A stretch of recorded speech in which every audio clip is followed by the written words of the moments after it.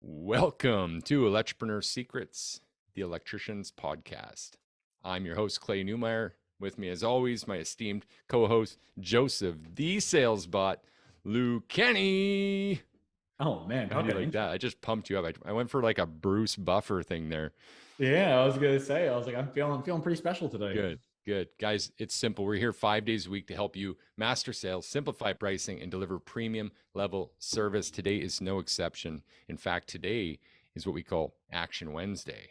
Today is a day we're not just giving you some great insights, motivation, and action items here, but also back home in our Facebook group, the Electricpreneur Secrets podcast group. And on our personal pages, you can interact with us and engage to get what we call the install upgrade value piece, which is what we're talking about today. Joseph, what problem are we solving right now? We're actually solving an entire plethora of problems, and we're gonna get into it. But the main thing that we're talking about is why is it that the moment the sale is made, we never present any upgrades? Like that, we just leave it and we're like, oh, face value, the customer doesn't want anything in addition to what they've already purchased when the job is going in. Yeah. And that's just not true. Yeah. Blatantly not true. And I'm going to be able to work with you guys to actually get that problem solved, as well as give you some education as to why there's such a fallacy around it. Love it. Love it. So, cut and dry of it. Have you ever been halfway through the install and still been wondering why they didn't take that upgrade option? Right? We've all been there. I mean, it was the right thing for them. You know it. We know it. They didn't get it. So, here today, we're telling you there is a way, there's a process to re-engage that buyer and still cause an action. And that action we're trying to cause is them taking the upgrade option, still having that upsell opportunity, and not just for the money, guys. This isn't all about sales. It's also about if you seriously know it's the right thing to do and you're at that point, but you could do it still, shouldn't we offer it again? And if you did, wouldn't that help you in a number of ways? Wouldn't you earn more? Wouldn't you actually be serving at a higher level? All questions we want to discuss here today. Yeah. And we're going to dig right into it. And I'm really pumped about that. Let's do it. Let's do it. All right. So the thing is, it's almost like before we even fire off, I need to kind of set the stage as to like why and how this is going to immediately be introduced. So I'm going to describe what the problem is and what people are normally experiencing, and then how we solve that problem. Is that fair? Yeah, let's do it. Okay. The typical installation or the typical installer usually doesn't have a process. And what I mean by that is this: they have a way of getting the job done for sure, but they don't align it with how do they serve the client at the highest level. It's usually just, okay, how can we get the job done? How can we collect the payment? How can we ask for a review? Those are like the three things that people do on an install process, but they're neglecting any kind of additional offers. But the main reason why is because if we're not adjusting their process to accommodate even the thought of offering that service, they never will. And by the way, I'm not speaking down to any installers. As someone who was an installer, Clay, you want to take something? Yeah, I didn't mean to cut you off, but I'm also thinking that it feels awkward.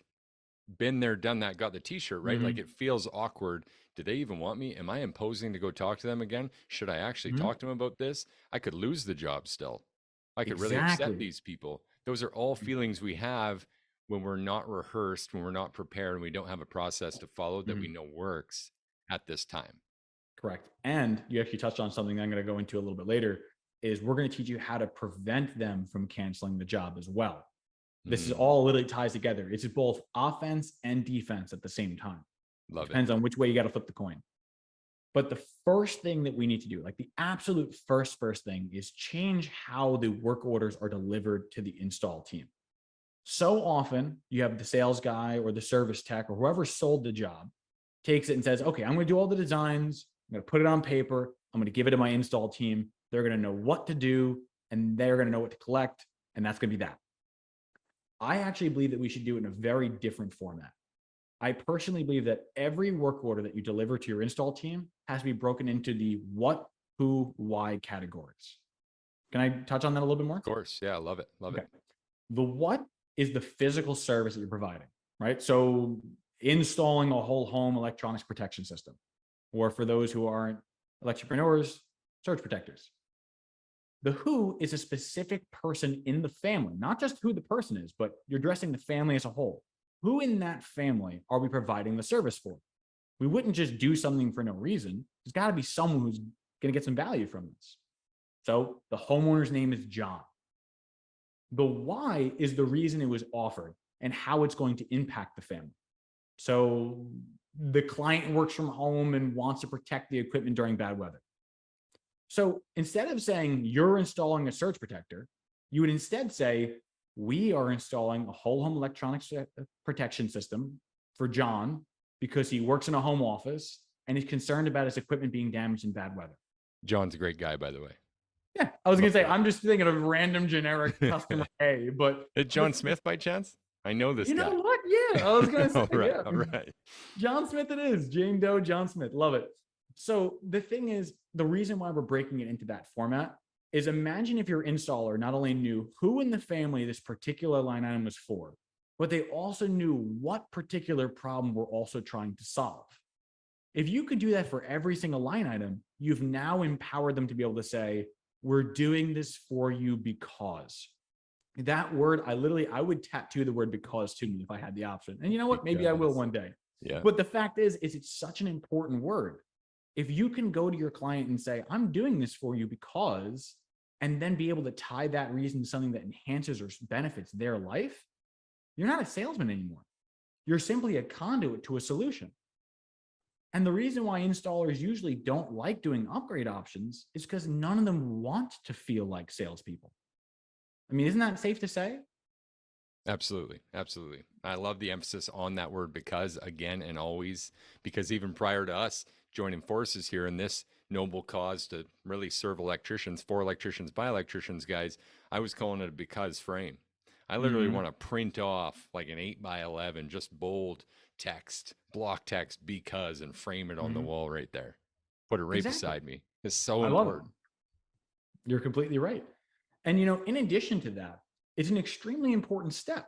Like, because the thing is, imagine how the call has progressed so far.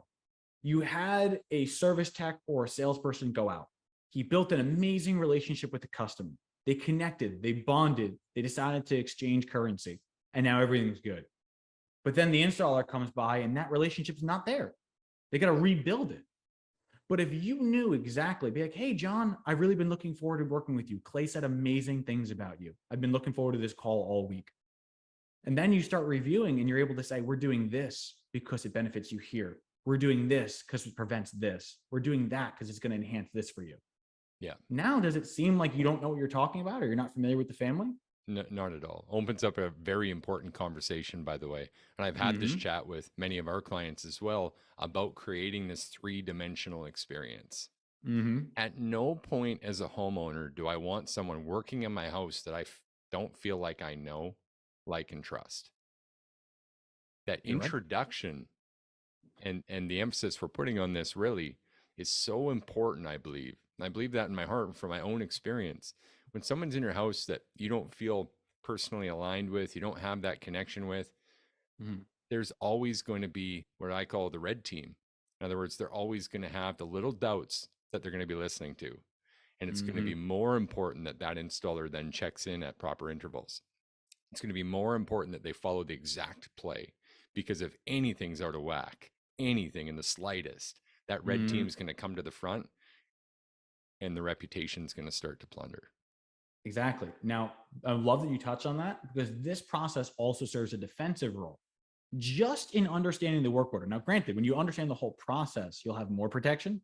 But if you just did this first step of the process, every job that you did, you would empower all your installers to prevent, do I really need this? Could you imagine? I mean, our customers go to our teams and they sometimes ask, so what are your thoughts on this? Did I really need this? And if your installer doesn't know why it was offered, what do they say? They have no answer. And if they look like they have no answer and they're just like, I'm just following the work order, I don't know what we're doing this for either. What kind of relationship is that establishing about the salesperson or the service technician that went out? It's not good. It's a It's not bad going to be start. good. So at the very least, when someone says, so why am I doing this, or why did I need this? Oh, well, John, that's a great question. The reason why we were offering this is, remember, I mean, Joe was telling me that you're a gamer. And I think that's awesome. I mean, I actually like to play as well. But I noticed that you didn't have any kind of protection in the office or in the gaming room. So we wanted to make sure that whenever there's bad weather, like you were reporting, that you can play completely hand obstructed and not have to worry about anything going bad. Yeah. Yeah. Just having an answer in and of itself is going to be helpful. I Right? love that. And I want to tie something in because I know a lot of our listeners aren't quite to the division. Maybe you don't have sales and installers. Maybe you Okay. just have service techs, or you're still wearing that hat, or you're in the field yourself as an electrician and wondering, okay, well, how can I take advantage and get leverage on these scenarios where I'm coming back for the install? And so I just want to highlight something really important that's being touched on here. Mm-hmm. Even if you've already built rapport with that client, it's still important to come back, touch on the observation, touch on the option chosen, and kind of revive the feelings that were already present when the decision, the buying decision was made. We do this in our sales process. You should do it in yours 100%. You agree with that? Oh, I couldn't agree with you more. I was going to say, I mean, literally, I love it. I absolutely love it. And I'm chomping at the bit because there's so much in this process and I only know we have so much time. So I'm like, oh, I want to get they're into it. asking for a drink. We're about to give the fire hose. All right. Yeah. I was going to say, I love it. So the next thing then is we've already established you should know the option you're already installing. But how many of us review the options above or below? If you're making multiple options and your install team doesn't know what those options were, there's two major problems with that. One, if the customer doesn't know that or doesn't believe that you understand what was offered, it creates the ability for sometimes they can say, well, Clay told me this was included. And even if it wasn't, some people do. Some people look, I mean, you could be a small mom and pop shop and people will still treat it like you're a faceless corporation. So being able to say, I know what was included above and I know what was included below gives you that protection of being able to say, well, Clay, that's actually a great point. Believe it or not, we actually had offered multiple options. And when Joe came out, I know he had talked to you about that on the higher options. Would you like me to review those with you? Which also, by the way, I just like to add, Mm-hmm. that's another piece that supports simple pricing. Mm-hmm. It supports you being able to build, present options, and even really minimize all the paperwork that needs to go with it, as long as you're clear on these steps and get that clarity of the scope of work. Correct. And confirm that clarity. Now, if we do this second step, where your team not only understands what we're selling or what we're installing, but also what addition we offered, now they are very, very protected against objections. Because sometimes, I mentioned, sometimes the customer could try to trick you, but not everyone's malicious. There are some who are, I'm not going to deny it, but a lot of your customers aren't. But if you've given multiple choices, and let's say you talked to them 2 weeks ago, you had to order parts, new generator, whatever it was, parts are hard to get. I get it. Maybe you came by 2-3 weeks later. They could forget because over time, they'll remember the first option you told them, but maybe they took option 4 of 6. They're going to think that some options from 1 or some options for 6 are all included. So being able to say, you know what, that's actually a great option that you selected. Believe it or not, though, that was actually in a higher option. I have them all here with me and I'd love to review them with me if you're interested. Yeah. Now you're like, oh, clearly this team knows what they're talking about. Clearly they're connected.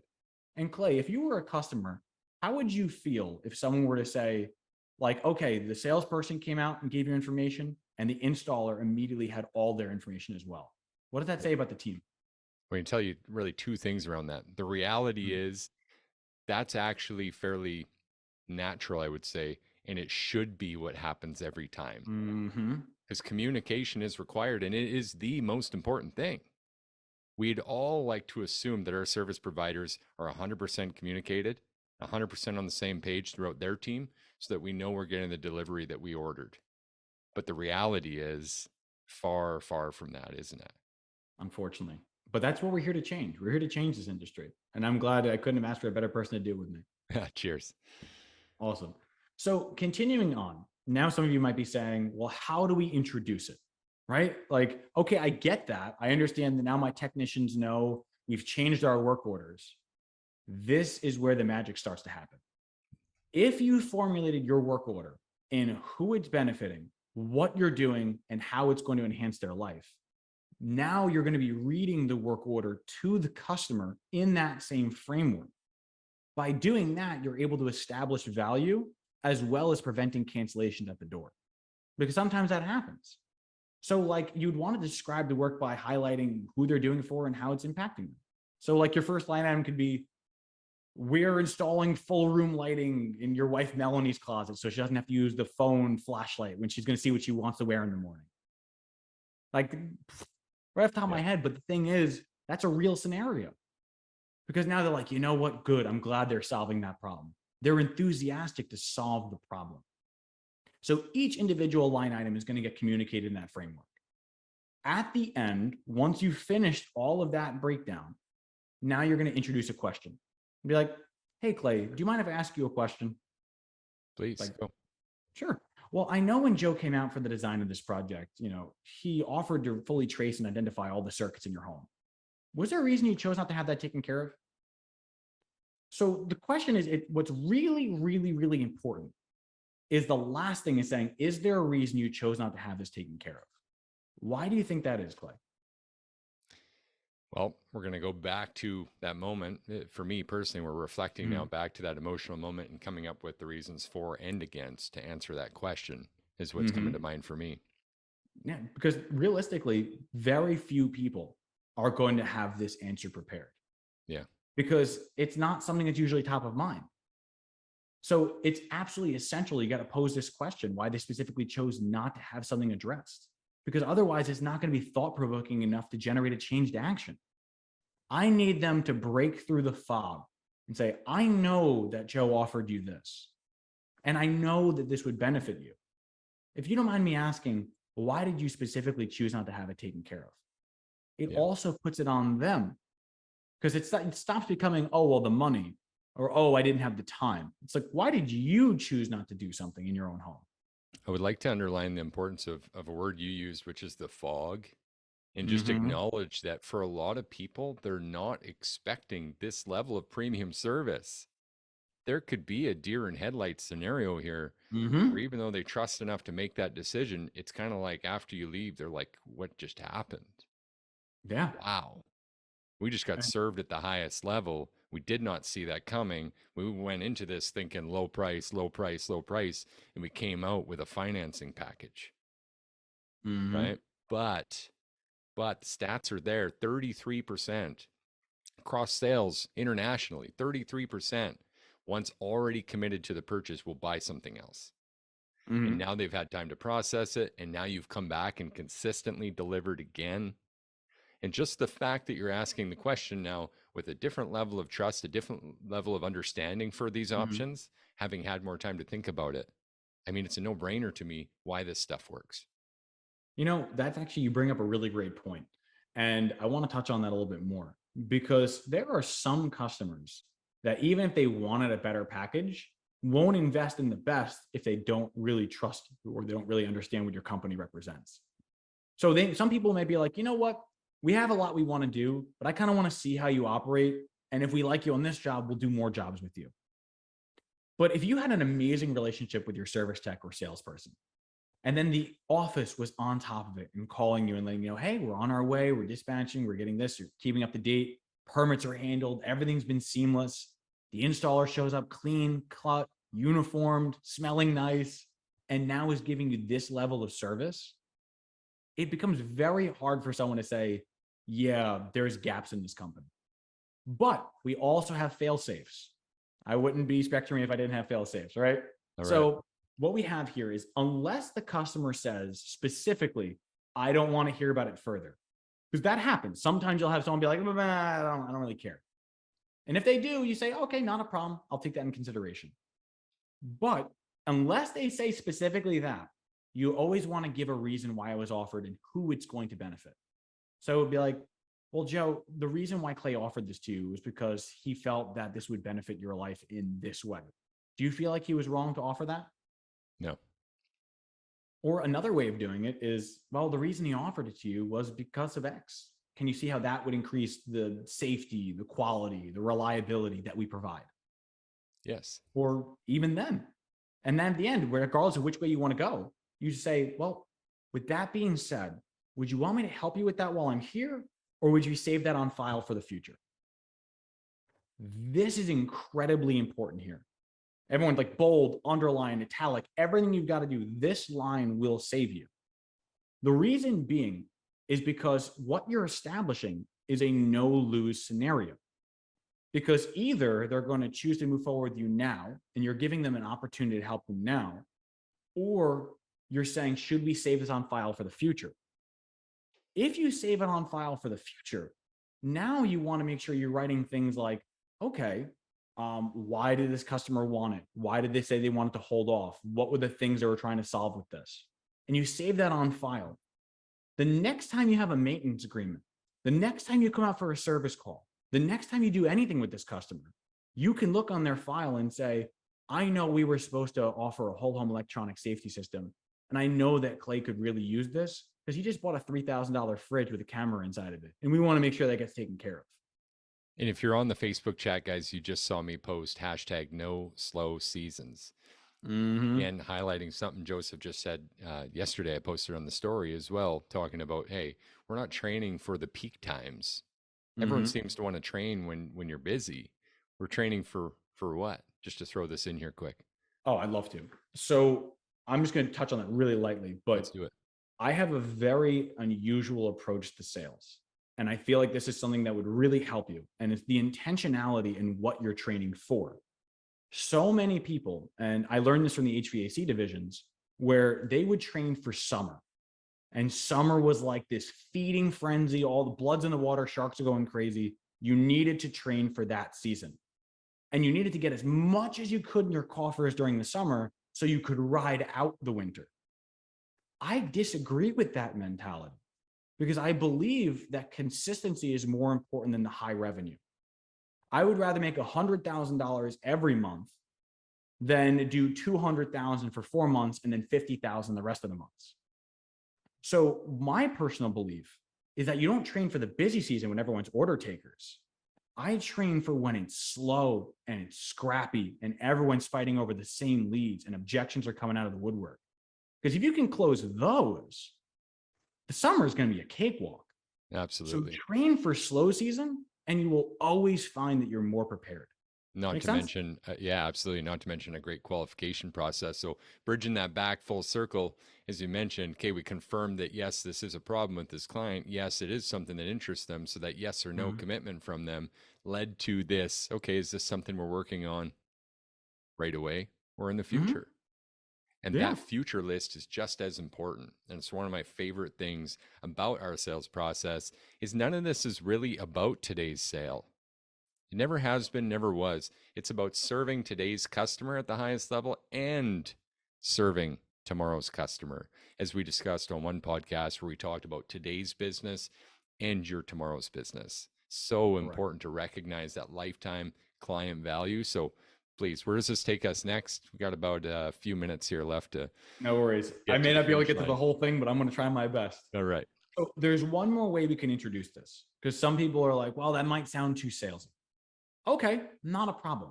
You can simply ask, is this something that's a not now or not ever? The reason why you're saying that is it's so polarizing. If you're telling someone that I'm trying to offer something to enhance your quality of life, to enhance the reliability of your system, to enhance the comfort that you experience, is this a not now or not ever? Love it. Very rarely will everyone said never. It's almost always, well, we'll do it later. Okay. Last thing I want to do is be a pest. Would you rather me check in monthly, quarterly, or seasonally?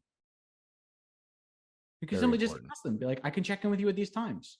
Or I'll say, okay, not a problem. I'll save this on file for you. We can always discuss it at a later time. Yeah. Giving that opportunity. Not to mention that follow-up is important, not just a commitment to it for them, but the commitment for yourself to do that in those communication touches in your process. We touch on that a bunch too, different topic entirely, but something that deserves its own episode just to talk about consistent follow-up. So important to do exactly what you said you were going to do, and not just for them and their expectations, but also for you and your sales. It's amazing what comes out of the woodwork when you just keep those conversations alive. Completely correct. Now, we've only talked about the first order so far. All right. The first offer. Forgive me. First offer. So we're talking about the first offer. Really, now we have a second offer, and this one is the most impactful you can do. So I'm going to use an example of particular situations that I've experienced that I found would be the most relevant and easy to understand. Is that fair? It is. Yeah, let's do it.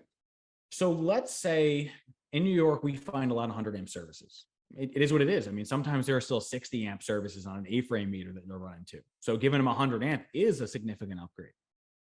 A lot of times, though, we'll find that there are some customers that don't want to upgrade. They've got an all natural gas house. They have almost no 240 loads. They're on town water. And they're like, you know what? I really don't care. It's not a huge deal. So they stay with 100 amp service. The problem is that nowadays, 100 amps isn't going to cut it for anyone. You get one EV charger and you have a 60 amp load. You get one electric range. You get an air conditioner. You get off town water because you want to get well. All of a sudden now you introduce 240 loads and the 100 amp service, even if it was recently done, isn't sufficient. So it's actually doing a customer a disservice by allowing them to stay that way, or at least not offering a way out. So normally we now have a halfway check-in on every single install. This is, even if you didn't have anything to offer, halfway is a great part to let the customer know, like, hey, Clay, if you got a minute, I'd like to bring you up to speed on our progress. We'll do a quick review just before we move to the next phase. Can I have a moment of your time? Like that really, it should be happening regardless of whether you have something to offer or not. Yeah. But this is where it gets important. Halfway during the job, you've got the panel taken off. You've got all your wires separated. You've traced them and labeled them. You're ready to start putting them back into a panel. Wouldn't this be the best time to talk to them about doing a 200 amp upgrade? If they were really on the fence, wouldn't this be the most practical time to talk to them about it? I would say 100%, right? You're kind of at the climax of the install. Like you said, you're halfway. Everything's opened up. You're ready to rock. Yeah, because if we're halfway, they're not canceling. The thing that we're already halfway through it. Everything's already ripped apart. But simply asking and breaking it through, it's like, hey, can I have a moment of your time? It's like, all right, so you can see we removed the previous electrical housing. We've got it was corroded, it was separated. We identified everything. We've done everything we need to do, and we're getting ready prepared to put the new panel in. Can I ask you a question before we do that? Sure. Well, I know that Clay offered you the 200 amp upgrade when we originally were coming out here and we were talking about it. The reason why he suggested it was just in case you ever wanted to add something like a hot tub or an air conditioner or an EV charger. Now, you don't have to move forward with this. You're still totally fine with 100 amp service. But if you ever wanted those upgrades, this wouldn't be sufficient. Now that we have everything separated, this would be the best possible time to move forward with that upgrade. Would you like me to help you with that? Or would you like us to just continue as planned? It's just a second check. It's like, we're already halfway through. We're not canceling it. We know what could happen. We know why we're offering it. We're giving a reason for it. So if nothing else, we're reinforcing that you, Clay, were not a salesperson and that you actually were thinking in the benefit of the customer. You're the one doing the work. Trust installers. Yeah, you're the expert. Yeah, installers have all the credibility. Just to be devil's advocate at this point, if you're hearing this for the first time and thinking, I don't know, like we said earlier, you're feeling that resistance. I don't want to impose. I don't want to offer again. More offers equals more opportunities for sale. End of story. Law of averages, right? But what's the worst case scenario right here? Worst case scenario is they tell you no. They can't tell you to put the panel back in. Like, what are they going to say? Well, you know what? We should do 200 amp. Just wrap everything back up and we'll do it later. And that ship has failed. And what's the best case scenario then? Best case scenario is you serve them at a higher level. And they say, you know what? That makes sense. Okay, let's do the 200 amp upgrade. What do you need to do? Okay, well, great. Right now, if you weren't even planning on doing it, all it is just, you know what? Today, we're going to have that new 200 amp panel put in. We'll put a 100 amp breaker in to feed it. And then the next day we'll come back and do the exterior. Yeah. So if you're watching us live, in the Facebook group, or if you're hearing this for the first time on the podcast, I got to ask you right now, What's a realistic expectation here? If we were to draw an average on this, is it 10%? Do 1 in 10 people actually upgrade at this point? And if so, would that be worth your efforts to put this in place? And if not, just for the simple fact of adding additional sales, serving at that higher level, what about early sales training for your installers to help them progress? What about just reinforcing those communication processes and adding this one extra question? At this point, it's kind of like would I be stupid not to? And in addition to that, if you think about it, how many people are trying to retain the best installers? Right now, it's like sharks in the water. Everyone's trying to take each other's techs. But if you can tell your techs that you have opportunities for them to make more on every call, it's like, yeah, I'm getting you $50 an hour. But if you convert a job, I'll give you X percentage. Now this person could be walking away with $75 an hour. You're not losing someone at that pay rate. Not to and mention, you're also serving the customer at a better level. Not to mention, it could be a pretty fair commission at that point for this installer tech, because you're in a very low risk situation. What I mean by that is they're already there doing the work that was set out for them. There's no travel. There's like the cost of goods sold impact is very low here for them to take 5 minutes to open that conversation back up, if that. And last thing it does, one last thing I would say, is it has one last defensive role. And even at this second offer, if someone were to, I've seen it before, where the customer is just truly confused and they're like, wait a second, like you go in and they think they're getting an automatic generator and you're assembling the portable in the garage. And they're like, wait a second, what is going to happen here? It gives you one last chance to defend and defense this situation before you finish the job and try to collect for a customer who's completely confused as to what they've received. Absolutely. And Dustin Thurman, live with us on the Facebook group, says, you know what, project manager offered surge protection. My manager offered surge protection, but were turned down. When I went to install the new panel Monday, I offered it and it was accepted. I love that. And that just proves our point. You have the most credibility out of any single person in your company because you're the last person they expect to be doing any kind of sales. But once again, this isn't sales. This is truly serving your clients at the best level and just being financially compensated for it. Exactly. So if you do have a sales tech, if you do have someone leading that opportunity call to get that sale and they offer it, just to highlight that again, who's more likely to look salesy? The person who does sales for a living or the installer who does the install for a living? Yeah, that makes a complete point. It's like, you know what? I would rather crack a beer with an installer because I know that I can trust them and they're the last person I'm ever going to expect to try and sell me something. But everyone knows you crack a beer with a salesperson, you end up buying them the rest of the rounds. Yeah. Speaking of cracking a beer, we are getting to overtime. Is there anything else you really want to touch on before we hit the action items on this one? No, because realistically, this lesson could go so long and have such in-depth to it that we'd probably have to do a whole other podcast for it. So we'll park it here and we'll go to the action assignments. All right. Let's give an action for this. I mean, I can think of a few already, but do you have some in mind? Yeah. So the bare minimum action is complete step one. Literally just step one is change your work orders to this new format. You want to have it set up where it's what, who, why. If you can do that, and then when the installer is reading the work order to the customer, if nothing else, even if you never make another offer, they will have a better understanding of what's being installed and why. And it communicates that your team is a unified operation and that one person knows what another person is doing. That alone will increase your reputation and your credibility. Love it. All right. What's next then? What's All-Star? How do we take it to the next level? The All-Star action. I want to say just run the freaking play. Like literally All-Star action to the middle. Just being able to offer it the first time and know why. So an All-Star action is while you're driving, because very rarely do you install alone. It's usually one lead and then one apprentice or one lead and one secondary. The All-Star action is whoever the lead technician is pretends that the secondary is the customer. And they try to review the work order as if they were describing it to the customer prior to arriving on site. That could be something along the lines of, Literally, we're driving to the site and you're saying, all right, Clay, what are we doing today? Okay, today we're installing a whole home electronic safety system for John. Clay, why are we doing it? We're installing it because he was worried about losing his super fridge when the power goes out. Okay, great.